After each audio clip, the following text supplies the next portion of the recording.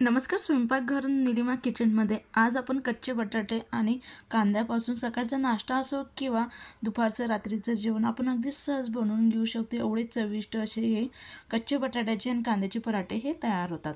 सर्वप्रथम आपण पराठे बनवण्यासाठी इथे मी मध्यम आकाराचे 3 बटाटे घेतले आणि 3 मध्यम आकाराचे कांदेही घेतले. आता आपल्याला कितपत पराठे बनवायचे त्यानुसार आपण कांदे आणि बटाटे हे घेऊन घेऊ शकतो. आता आपण इथे मध्यम आकाराचे 3 आणि कांदे आणि 3 बटाटे घेतले. यापासून सहज आपण 8 ते 9 पराठे हे बनवून घेऊ शकतो. बनवायला देखील अगदी सोपे, झटपट पद्धतीने तयार होतं. कुठल्याही प्रकारचा जास्तीचा पसारा न करता अगदी सहज आपण ज्यावेळेस मुलांनी अचानक आपल्याकडनं काहीतरी अगदी नवीन असा पदार्थ मागितला खायला, तर त्यांना आपण ह्या पद्धतीने अगदी सहज पराठे लगेचच बनवून देऊ शकतो. एवढे चविष्ट देखील हे पराठे तयार होतात, अगदी आवडून खातील. याच पद्धतीने मी आता बटाटे आणि कांदे अगदी बारीक असा चिरून घेतले. लगेच आपण चिरलेले बटाटे कांदे मिक्सरच्या भांड्यामध्ये काढून घेऊया. तर लगेच याच्यामध्ये काही आपण मसाले घालणार आहोत. तर यामध्ये मी आवडीनुसार हिरवी मिरची, कितपत आपल्याला पराठा हा तिखट हवा आहे त्यानुसार, अगदी भरपूर असा लसूण, 1 इंचचा आल्याचा तुकडा आणि आपल्या कोथिंबीरच्या काड्या आपण यामध्ये वापरतो आहे. जर आपल्याकडे कोथिंबीर नसेल तर ती स्किप केली तरी काही हरकत नाही. त्यानंतर पाण्याचा अजिबात एकही थेंब न घालता याची अगदी स्मूथ अशी आपण पेस्ट तयार करून घेणार आहोत. अगदी सहज लगेच याची पेस्ट तयार होते. अजिबात पेस्ट करताना त्रास हा होत नाही. तर ह्या पद्धतीने आपली पेस्ट तयार करून झाल्यानंतर लगेच ज्या भांड्यामध्ये आपण कणिक मळणार आहोत त्या भांड्यामध्ये आता ही पेस्ट आपण काढून घेऊया. तर मी आता एक मोठी अशी परात घेतली. त्यामध्ये जेवढी आपण पेस्ट तयार करून घेतली होती ती संपूर्ण सर्वात प्रथम यामध्ये काढून घ्यायची. ही काढल्यानंतर लगेच आपण आणखी छान चटपटीत अशी आपला पराठा होण्यासाठी यामध्ये आपण आता आणखी काही इन्ग्रेडियंट घालणार आहोत.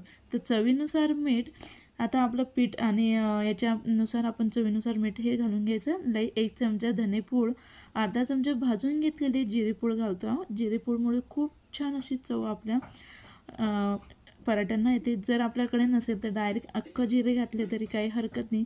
चिली फ्लेक्स अगदी छान कलर येण्यासाठी इथे मी काश्मीरी मिरची पावडर घातलं आहे. लगेच हळद, आपल्या अंदाजानुसार आपण चिली फ्लेक्स, लाल तिखट, हिरवी मिरचीचा वापर करा जेणेकरून आपले पराठे हे तिखट होणार नाही. बारीक चिरून घेतलेली अगदी भरपूर अशी कोथिंबीर, लगेच आपण याच्यामध्ये 1.5 कप आता यामध्ये गव्हाचं पीठ आपण घातलं आहे. रेग्युलर गव्हाचं पीठ आणि 1 कप आपण बारीक रवा हा घातला आहे. ज्यावेळेस आपण याच्यामध्ये रव्याचा वापर करणार आहोत तो रवा अगदी बारीक असा वापर करा. त्यामुळे काय होईल, जो पराठा आहे तो अगदी छान मऊसूत खमंग असा तयार होईल. जर आपण जाड रवा वापरला ना, त्यामुळे काय होईल, आपला जो पराठा आहे तो थोड्या वेळानंतर अगदी हार्ड म्हणजे कडक होण्याची शक्यता आहे. जर जाड रवा असेल तर आधी तो मिक्सरला बारीक फिरून घ्या आणि मगच त्याच्यामध्ये तो वापरा.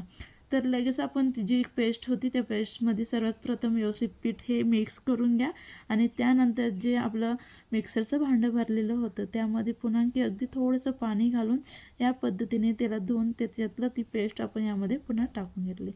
याच पद्धतीने आता गरजेनुसार अगदी थोडं थोडं पाणी घालत अगदी छान मऊसूत अशी आपली कणिक ही मळून घेणार. अगदी घट्टसर मळून घेऊ नका, का आपण त्यामध्ये रव्याचा वापर केला आहे. तर जसा थोडासा वेळ होत जाईल तर तसं तो रवा ते पाणी ॲब्झॉर्ब करेल आणि आपली कणिक जी आहे ती कडक म्हणजे हार्ड होण्याची शक्यता आहे, म्हणजे ती होईल.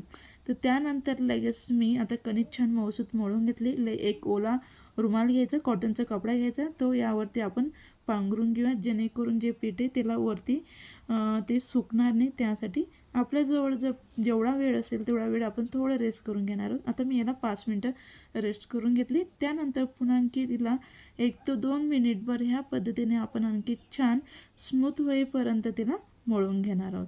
तर ह्या पद्धतीने आपले 1 ते 2 मिनिटभर कणिक ही चोळून झाल्यानंतर लगेच आपण आता मध्यम आकाराचा यामधनं गोळा हा घेऊ. आता आपल्याला पराठा हा लहान मोठा कसा तयार करून घ्यायचा आहे, यापासून आपण पुरी देखील तयार करून घेऊ शकतो. त्या पद्धतीने आपण गोळा घ्यायचा आणि त्यानंतर लगेच गव्हाचं पीठ लावून आता आपण याची छान असा पराठा हा लाटून घेणार आहोत. जर तुमचं पीठ थोडंफार हाताला चिपकत असेल तर थोडंसं तेल लावून घेतलं तरी काही हरकत नाही. तर आता मला अजिबात गरज भासली नाही म्हणून मी तेलाचा वापर केला नाही. जर आपलं पीठ चिकट होत असेल तर थोडंसं तेल लावून ते पीठ पुन्हा मळून घ्या, म्हणजे लाटताना किंवा हाताला अजिबात आपलं पीठ हे चिटकणार नाही. तर अशा पद्धतीने आपण आता हा पराठा हा लाटून घेणार आहोत. अगदी जास्ती जाड किंवा बारीक अशा पद्धतीचा आपण पराठा हा लाटून घ्यायचा. तर अगदी परफेक्ट असा आपला पराठा हा मध्यम आकाराचा आता तयार झाला आहे. याच पद्धतीने हा संपूर्ण पराठे आपण लाटून घेणार आहोत. आता आपला हा पराठा लाटून झाल्यानंतर लगेच आपण यावरती पुन्हा आणखी कांदे लावणार आहोत. तर इथं मी बारीक चिरून घेतलेला कांदा घेतला आहे, त्यामध्ये बारीक चिरून घेतलेली कोथिंबीर आणि चिली फ्लेक्स घेतले आणि अगदी थोडंसं त्यामध्ये मी चाट मसाला हा घातला, त्यामुळे खूप छान चटपटीत अशी चवही तयार होईल. आता आपल्या याच्यावरती आपल्याला म्हणजे पराठ्यावरती कितपत कांदा हवा आहे आवडीनुसार. आता मी लहान मुलांसाठी म्हणजे माझ्या मुलासाठी बनवते म्हणून इथं मी अगदी कमी प्रमाणात कांद्याचा वापर करते. मुलं हे जास्ती कांदे खात नाही आणि कांद्यामुळे काय होतं कधीतरी म्हणजे तिखट कांदा असला तर चव देखील थोडीशी तिखट होण्याची शक्यता असते. म्हणून इथे मी अगदी थोड्याशा कांद्याचा वापर करून तो अशा पद्धतीने पसरून घेतला आहे.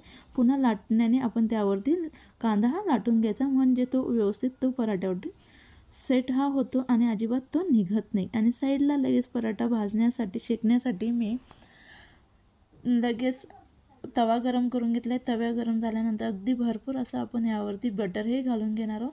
बटरच्या जागेवरती जर आपल्याला तूप आवडत असेल, तूप तेल आवडीनुसार आपण लावून आता दोघीही बाजूने आपण आता हा पराठा भाजून घेणार आहोत. तर अशाच पद्धतीने आपण पराठा हा घातल्यानंतर हलक्या हाताने पुन्हा त्याला प्रेस करून द्यायचं, जेणेकरून जे कांदे आहेत ते निघणार नाही.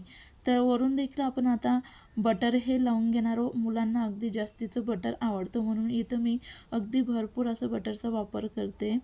त्यानंतर बटर लावून झाल्यानंतर लगेच आपण दुसऱ्या साईडने देखील ह्याला लगेच पराठ्याला भाजून घेणार आहोत. तर आपण संपूर्ण जे पराठे भाजण्याचं काम करणार आहोत ते मंद आचेवरती करणार आहोत, त्यामुळे एकसारखा छान असा आपला पराठा हा भाजून तयार होईल. अगदी छान असा खमंग चविष्ट असा आपला पराठा हा तयार होतो. आपल्याला कुठेतरी ट्रिपला जायचं आहे किंवा गावाला जायचं आहे त्यावेळेस देखील आपण प्रवासात अगदी सहज याला 2 ते 3 दिवस हा पराठा हा टिकू शकतो. अगदी छान चविष्ट असा तयार होतो. यासोबत आपण अगदी वेगवेगळ्या प्रकारच्या चटण्या किंवा दह्यासोबत सॉससोबत आणि आपण हा पराठा खाऊन घेऊ शकतो. तर अशाच पद्धतीने आता आपण संपूर्ण पराठे हे तयार करून घेणार आहोत. तर बघू शकाल अगदी छान मऊसूत खमंग असा आपला पराठा हा तयार झाला आहे. तर संपूर्ण पराठे आपले तयार करून झाले. अगदी छान असे आपले पराठे हे तयार झाले. जर तुम्हाला माझा व्हिडिओ आवडला असेल तर नक्की लाईक करा, शेअर करा, कमेंट्स करा, चॅनलला सबस्क्राईब करा, जेणेकरून नवनवीन व्हिडिओ अपलोड केले तर सगळ्यात आधी त्याचं नोटिफिकेशन हे तुम्हाला मिळेल.